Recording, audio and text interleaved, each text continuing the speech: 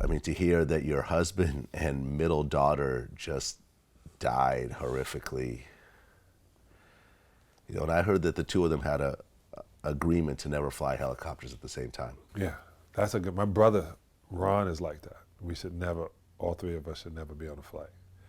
And I used to be like, okay, yeah. Well, Wouldn't happen to my house. They'd be like shotgun. They would be calling seats. You getting a helicopter, Negro? I'm getting a helicopter. well, your friend Gilbert Arenas, Yeah. he told a very interesting story What is it? about Kobe and Jordan. So, Jordan's with the Washington Wizards, and they play in Washington. Jordan beats Kobe. At the end of the game, he smacks Kobe on the butt and said, "You can put the shoes on, but you'll never feel them." Kobe stopped talking to his teammates for 2 weeks. Literally would not say anything to anybody. And when they talked to Phil Jackson, the teammates were like, what's going on? What's going on? So Phil's like, well, Jordan told him that comment and it upset him. So they already knew what was coming. So then the Wizards came to Los Angeles to play. Kobe scored 42 points in the first half and scored 55 points in that game on Jordan. Which a lot of people don't say. So I get on this guy's show. I'm not going to say his name, Cowherd. And while I was filling in, and I was on First Take First.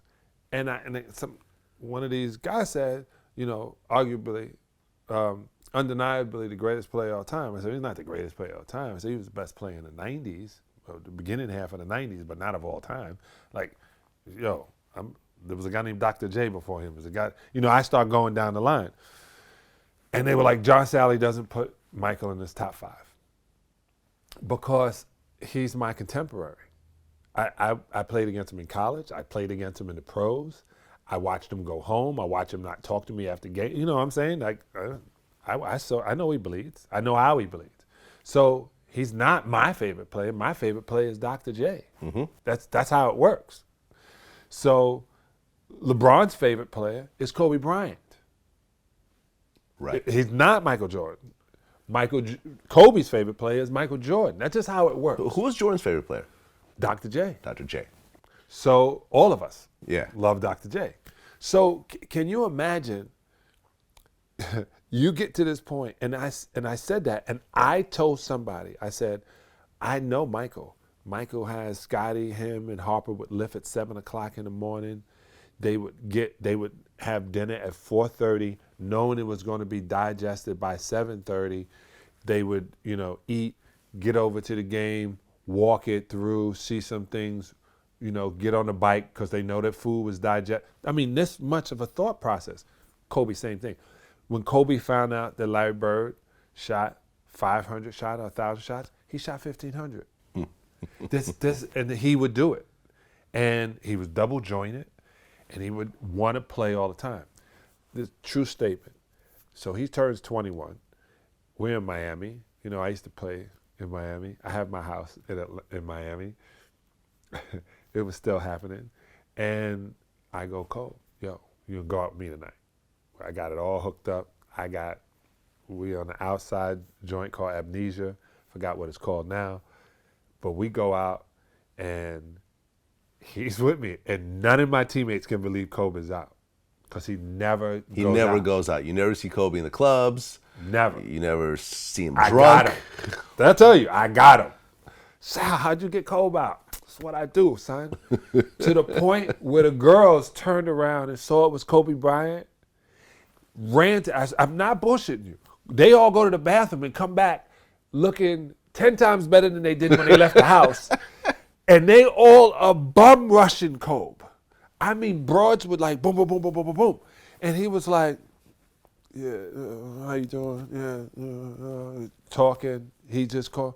And he's just sitting there. Everybody, nobody's getting past this wall. He's no security. So, boom, boom, boom, Sal, yeah. I gotta get back to the hotel. I'm like, damn, that was quick. Like, who we taking? He's like, no. What? He goes, no, I got to train in the morning. I got Vanessa. I don't want none of this stuff. I never go out. I only came out because it's you. I didn't drive him back to the hotel because he flies his trainer in to train when he's on the road. So at 6 o'clock in the morning, this kid is training. So I tell people all the time, I see it entirely different. To go through what he did in Vail, Colorado, I'm sorry, Eagle Rock, just outside Vail, and to be able to play the game and his only space is that, like, dog, we would have these conversations. We would never talk about any of the case. And I was like, I'm taking this to my grave, but Kobe cannot. We would just talk about everything but that and hang the phone up. And watching him still go through it and then going through it with the Shaquille situation. Then he had Karl Malone on the team and Gary Payton on the squad, like everybody, you know, and he's going through trying to save his life from going to jail. To come out of that and to flourish, only person I seen do that as successful was Vanessa Williams after the debacle with Vanessa Williams. He just literally was stronger than most people.